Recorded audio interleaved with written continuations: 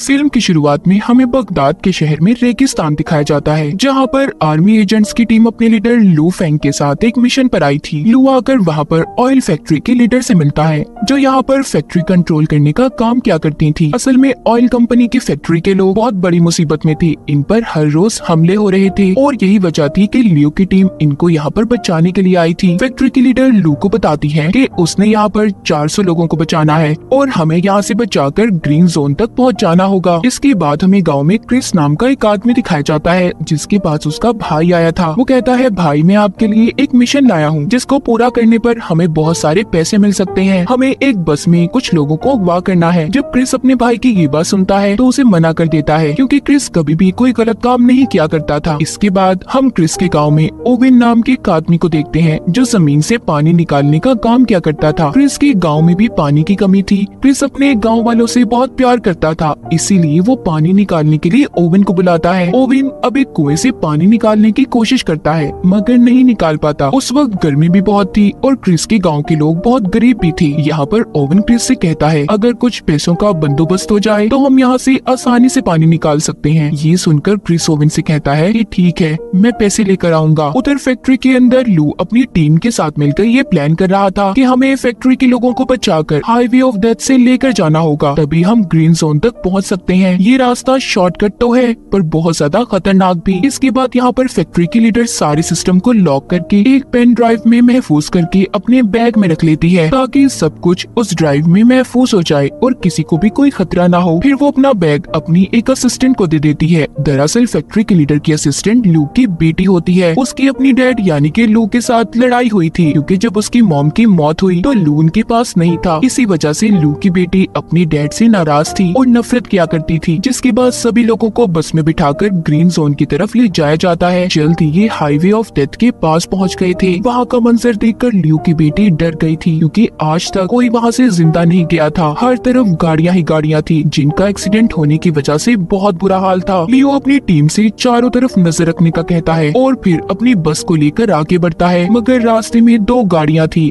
जिसकी वजह से रास्ता रुका हुआ था। ये देखकर लू की बेटी कहती है, हमें बस को यहीं पर रोक देना चाहिए, मगर लू ऐसा करने के लिए तैयार नहीं था। वो कहता है, मैं जानता हूँ ये गाड़ियाँ क्यों खड़ी हैं और हम बस को यहाँ पर किसी कीमत पर नहीं रोक सकते। हमें हर हाल में यहाँ से निकलना होगा। तभी जब ये उस बस को गाड़ियों के पास लेकर जाता है तो एक जोरदार धमाका हुआ था, जिससे बस में बैठे सभी लोग बहुत ज्यादा डर जाते हैं। लू ने फिर भी अपनी बस को नहीं रोका था, वो चलता रहता है। दरअसल ये जितनी भी बसेस थी एक खास किस्म के मटेरियल से बनाई गई थी, इसीलिए इन पर गोलियों और बॉम्ब्स का कोई असर नहीं हुआ था। लू अपनी बेटी को बताता है, ये गाड़ियों का बीच में खड़ा होना दरअसल हमें गुमराह करना था। अब जब ये आगे जाते हैं तो लू देखता है कि रेत का एक बहुत बड़ा तूफान इनकी तरफ बढ़ रहा है, मगर ये उस तूफान से भी नहीं घबराता और बस को लेकर आगे बढ़ता रहता है। तभी यहाँ पर क्रिस की टीम रेत के तूफान का फायदा उठाकर एक बस को हाईजैक कर लेती है, यानी कि उन्होंने उस बस को अपने कब्जे में ले लिया था। जैसा कि हमें पता है कि क्रिस को पैसों की जरूरत थी, इसीलिए वो ये काम कर रहा था। उसने अपने भाई की बात को मान लिया था। जब तूफान के रुक जाने के बाद ये सब अपनी बसेस को रोकते हैं तो लू को पता चलता है इनकी एक बस गायब थी, जिसमें ऑयल फैक्ट्री की लीडर भी थी। तब इसकी टीम में से लड़की बताती है, मैंने उसे दूसरी तरफ जाते हुए देखा है। लू अब यहाँ पर एक हेलीकॉप्टर को बुलाता है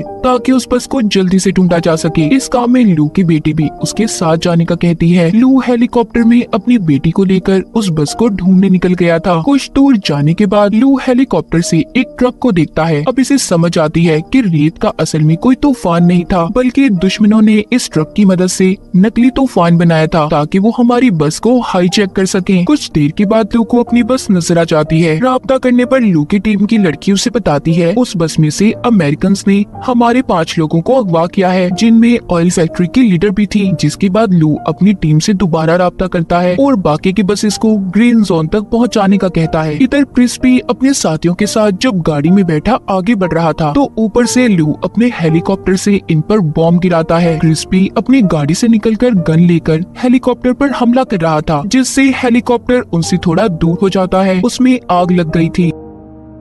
क्रिस अपने भाई को अभी खंडर में लेकर आया था, जहाँ पर लाकर उससे पूछता है कि ये किसका मिशन है, मुझे सच सच बताओ जिसमें इतना ज्यादा खतरा है, हेलीकॉप्टर से हम पर बॉम्ब गिराए जा रही हैं। तभी वहाँ पर ओविन आता है जो कि क्रिस का दोस्त था। कहता है कि ये मिशन सारा प्लान मेरा था, उसने ऑयल फैक्ट्री के लीडर को भी अगवा कर लिया था। इसका मकसद ऑयल कंपनी के सारे सिस्टम को हैक करके यानी कि अपने कंट्रोल में लाकर, जिससे इसे बहुत सारे पैसे मिलने वाले थे। ऑयल फैक्ट्री के लीडर को भी ये बात समझ आ गई थी कि वो ओविन नहीं था जो इनकी फैक्ट्री पर हमले करवा रहा था, ताकि जब हम अपनी जगह बदलकर ग्रीन जोन की तरफ जाने लगे तो ये रास्ते में हमें अगवा कर ले। क्रिस यहाँ पर ओविन से कहता है तुम इतना बड़ा प्लान कैसे बना सकते हो, और मैं आगे अब इस प्लान में तुम्हारा साथ नहीं देने वाला, मुझे मेरे पैसे दो ताकि मैं यहाँ से जा सकूं। ओविन कहता है अभी कुछ और काम बाकी है, जिसके बाद तुम्हें तुम्हारे पैसे मिल जाएंगे। क्रिस का भाई भी यही कहता है कि अभी कुछ काम बाकी है, मगर क्रिस किसी की परवाह ना करते हुए कहता है कि अगले 2 घंटे के अंदर अंदर मुझे मेरे पैसे चाहिए। इतना कहकर वो वहाँ से चला गया था। क्रिस के जाने के बाद उसका भाई ओविन से कहता है कि हमें अब उसके बगैर ही काम करना होगा, मगर ओविन यहाँ पर उसके साथ गद्दारी करता है। उसने क्रिस के भाई को मार दिया था और फिर यहाँ से सब कुछ जाने का कहता है। उधर क्रिस भी अपने गांव में पहुँच गया था। उसे अपने भाई पर बहुत गुस्सा आ रहा था क्योंकि उसने सही बात नहीं बताई थी उसे, जिसके बाद वो थोड़ा खुद को सुकून में लाने के लिए बच्चों के साथ बाहर खेलने चला गया था। तभी उधर ल्यू आता है जो कहता है कि मैं यहाँ पर अपने लोगों को बचाने आया हूँ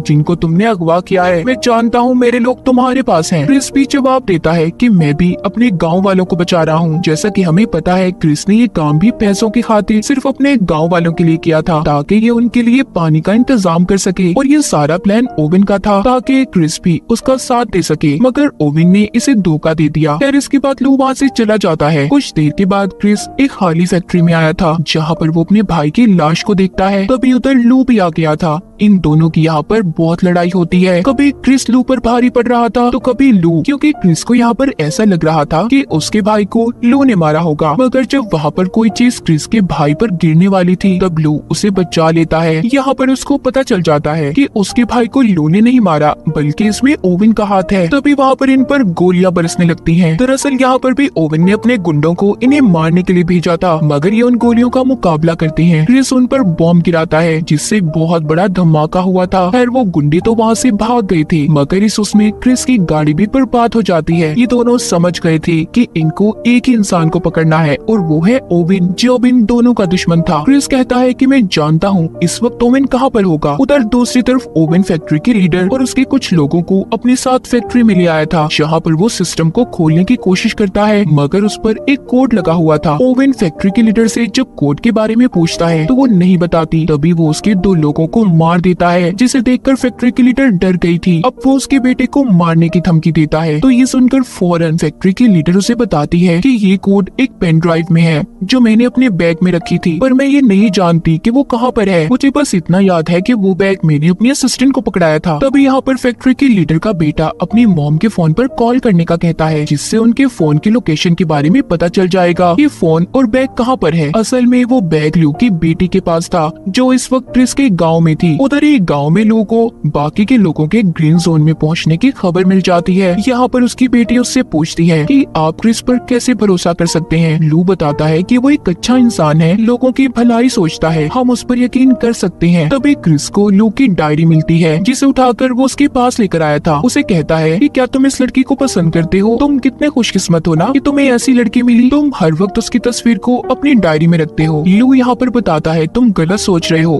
दरअसल वो मेरी बेटी है। इस बात पर क्रिस उससे माफी मांगता है। लू बताता है दरअसल जब मेरी वाइफ की मौत हुई तो मैं अपनी बेटी के पास नहीं था, जिस वजह से वो मुझसे आज तक नाराज है। वो कहता है और इस मिशन पर भी मैं इसीलिए आया था कि मैं अपनी बेटी को बचा सकूं जो यहाँ ऑयल फैक्ट्री में काम करती है। क्रिस कहता है फिक्र नहीं करो, सब ठीक हो जाएगा, हम सबको बचा लेंगे, हम मिलकर मुकाबला करेंगे। तभी उन्हें कुछ गुंडों की आवाजें सुनाई देती हैं। वो जाकर उन गुंडों का मुकाबला करते हैं। यहाँ पर उन्हें पता चलता है कि उन्हें तो यहाँ पर ओविन ने भेजा है जो यहाँ पर फैक्ट्री के लीडर का बैग लेने आए हैं जो लू की बेटी के पास था। उनके पास काफी सारे हथियार थे। उन्होंने सभी गांव वालों को बंदी बना लिया था और अब वो फैक्ट्री के लीडर का बैग भी मांगते हैं जिसमें पेन ड्राइव थी जिसमें सिस्टम का कोड लॉक था।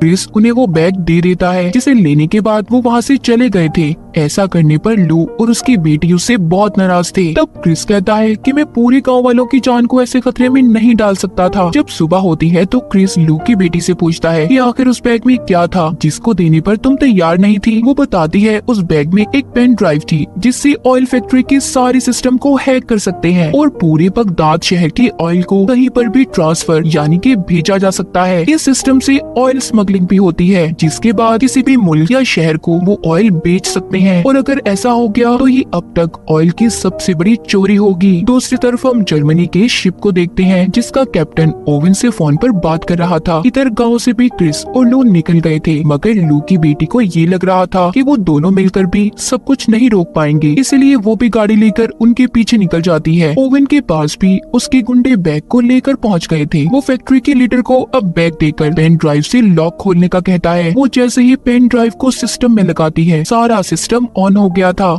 यानी कि चलना शुरू हो जाता है। ओवन उस जर्मनी के शिप में ऑयल भरवाने का कहता है मगर इस काम में 24 घंटे लगने थे। कुछ वक्त के बाद क्रिस और लू भी अपने ट्रक पर ओवन के पास फैक्ट्री में पहुंच गए थे। वो उसके गुंडों का मुकाबला कर रहे थे। लू एक पाइप पर चढ़कर बड़े ही शानदार तरीके से ओवन के आदमियों को मार देता है। ये सब कुछ ओवन भी छुप कर देख रहा था। वो अपने आदमियों से कहता है कि हमें जल्दी यहाँ से निकलना होगा क्योंकि उसका काम अब पूरा हो गया था। जर्मनी के शिप में ऑयल भरा जा चुका था। क्रिस भी फैक्ट्री के अंदर जाता है। वो आकर गुंडों को मारने लगा था। तभी उसकी नजर बाहर जाती है। वो देखता है कि ओवन यहाँ से भाग रहा है। अब वो दौड़ते हुए ही उसका पीछा करता है। तभी रास्ते में उसे लू की बेटी मिलती है जो गाड़ी लेकर इनके पास पहुँच गई थी। ये दोनों मिलकर अब ओवन का पीछा करते हैं। इधर लू फैक्ट्री में ओवन के गुंडों का मुकाबला कर रहा था। वो एक एक करके सभी को मजा चखाता है। वहाँ पर अब ऑयल फैक्ट्री की लीडर आती है जो कहती है कि सब कुछ बर्बाद हो गया। उन्होंने पेन ड्राइव से ऑयल की चोरी कर ली। हमें इतने बड़े नुकसान को रोकना होगा। उधर रास्ते में क्रिस जब ओवन का पीछा कर रहा था तो वो अपनी गाड़ी को जंप करता है। उसके पीछे लू की बेटी भी गाड़ी को हवा में उड़ाती जंप करवाती है मगर उसकी गाड़ी का एक्सीडेंट हो गया था। क्रिस गाड़ी की ऐसी हालत देखकर लू की बेटी पर गुस्सा करता है। तभी वहाँ पर लू भी एक ट्रक को लेकर पहुँच गया था। फिर वो दोनों भी उस ट्रक में बैठकर उसके साथ आगे बढ़ते हैं। क्रिस लू को ओवन तक पहुँचने का शॉर्टकट रास्ता बताता है। फिर ये उस ट्रक से रॉकेट लॉन्चर छोड़ने लगते हैं। दरअसल ये वही ट्रक था जिससे नकली तूफान को बस को हाईजैक करने के लिए बनाया गया था। क्रिस अब ओवन तक पहुँच जाता है। वो तेजी से लाकर अपने ट्रक को उसके ट्रक में दे मारता है जिससे जोरदार धमाके होते हैं। ओवन की गाड़ी दूर जाकर गिरी थी। ओवन काफी जख्मी हो चुका था। वो जब क्रिस को देखता है तो अपनी गाड़ी को लेकर वहाँ से भाग जाता है। लू ने वापस क्रिस को अपने ट्रक में बुला लिया था। क्रिस अब ट्रक से लटक गया था। वो रॉकेट लॉन्चर की स्पीड से ओवन की गाड़ी के पास आ जाते हैं जिसकी वजह से उनका ट्रक भी काबू हो गया था। वो एक रस्सी को ओवन की गाड़ी से बांधकर अपने ट्रक को खाई में गिरा देते हैं और खुद उस रस्सी के सहारे लटक गए थे। ये देखकर ओवन उन पर हंस रहा था मगर गाड़ी पर वजन ज्यादा होने की वजह से ओवन की गाड़ी भी खाई में गिर जाती है। लू ने उस रस्सी को छोड़ दिया था। वो अपनी बेटी के साथ एक पत्थर पर जाकर गिरता है और ओवन अपनी गाड़ी के साथ खाई में गिरकर मर गया था। यहाँ पर लू और उसकी बेटी तो बच चुके थे। ये दोनों देखते हैं कि इन्हें क्रिस कहीं पर नजर नहीं आ रहा। ये समझते हैं कि क्रिस मर गया। तभी लू की बेटी की नजर उसकी डायरी पर पड़ती है। जब वो देखती है तो उसमें उसकी और उसकी मॉम की तस्वीर थी। लू बताता है कि मैं तुमसे और तुम्हारी मॉम से बहुत प्यार करता था। मैं कभी तुम्हें अलग करना नहीं चाहता था। ये सुनकर लू की बेटी उसके गले लग गई थी। तभी लू के पाँव को नीचे से क्रिस पकड़ लेता है जो अभी भी जिंदा था। ये दोनों उसे ऊपर खींच लेते हैं। तीनों तो बच गए थे मगर अब ये सोचते हैं कि यहाँ से कैसे निकलेंगे। तब लू के दिमाग में एक आइडिया आता है। वो कहता है कि हमें यहाँ पर बहुत जोर से शोर मचाना चाहिए ताकि कोई इनकी मदद कर सके। कुछ वक्त के बाद दिखाया जाता है इन्होंने जर्मन के उस शिप को भी पकड़ लिया था जिसको ओवन ने ऑयल बेचा था। क्रिस के गाँव में भी पानी आना शुरू हो जाता है। ये काम क्रिस और लू ने मिलकर किया था। सब गाँव वाले बहुत खुश थे। फिर लू की टीम उसके पास आकर अगले मिशन के बारे में पूछती है। तब क्रिस भी उससे ये वादा करता है कि हर मिशन में वो उसका साथ देगा। और इसी के साथ इस फिल्म की कहानी यहीं पर खत्म हो जाती है।